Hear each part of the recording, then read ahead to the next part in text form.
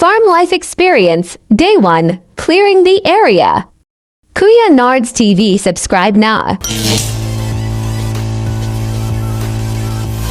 Hi, good day, welcome, and if you are new to this channel, please hit the subscribe button for more information videos like this.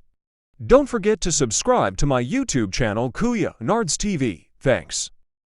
Hello mga boss! Welcome nga pala sa ating panibagong video. And for today's video naman, isi-share ko sa inyo ang mga naging karanasan ko sa aking first time sa pagpa-farm life video. Sana masubaybayan nyo ang aking mga vlogs para malaman nyo kung gaano kahirap at gaano kasaya ang manirahan dito sa bukid. And proud ako na i-share sa inyo kung ano man tong mga ginagawa ko. So watch this.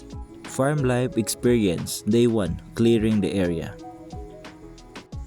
Ito yung unang araw na nakapag-purchase kami ng lupain dito sa bukid ng aking partner. So napaka-importante talaga na malinisan ito dahil hindi pa ito nakagamit simula nung nabili namin. So napaka-importante talaga na malinis mo yung area mo, clearing kumbaga, para kung may mga ahas man or mga insekto na nakatira dyan sa lupain mo is matatanggal mo sila or mawawala. Di ko rin sukat akalain na mahirap pala ang mga gawain sa bukid. Minsan nga nasanay na tayo dito sa lungsod or sa city kumbaga ba. Pero masaya naman ako na na-experience ko itong mga bagay na to. Ang kagandahan lang dito sa bukid is kahit wala kang pera, may makakain ka talaga. Kung magsipag ka lang sa pagtatanim, meron ka ding aanihin. Pag dito ka na sa bukid, kailangan mo talaga magsipag sa pagtanim ng mga prutas or mga gulay or mag-alaga ka ng mga hayop para meron kang pagkakitaan. Unlike kasi sa syudad or sa city na kapag wala kang trabaho or tambay ka, mahirap talagang mabuhay kasi kahit tubig ay nabibili rin. Walang libre sa syudad.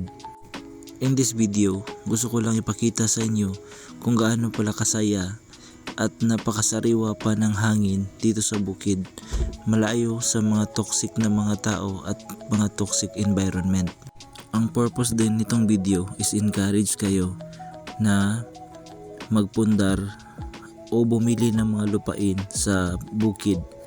Kasi kung gusto nyo na mag-relax kapag nag-retire na kayo or gusto nyo na peaceful na place, perfect talaga dito sa bukid kasi sariwa pa ang hangin, malayo sa toxic at marami ka pang magagawa. Kagaya nito, isa sa mga naging advantage dito sa bukirin is mapapalaki mo talaga yung anak mo ng maayos kasi malayo sa mga toxic na mga tao. Like hindi naman lahat ng nasa syudad toxic, pero sa syudad marami talaga mga temptations at mga iba't ibang uri ng mga kaka-addict sa mga bata. Well anyways, marami pa akong gustong i-share at ikwento sa inyo, pero abangan nyo na lang sa susunod na video. And sana magkita-kita pa din tayo sa sunod kong mga video.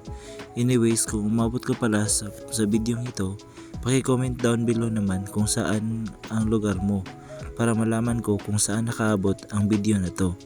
At maraming salamat sa walang sawang pagsuporta at pagkikinig dito sa channel ko. Kuya Nards TV nga pala, kita tayo sa next video. God bless!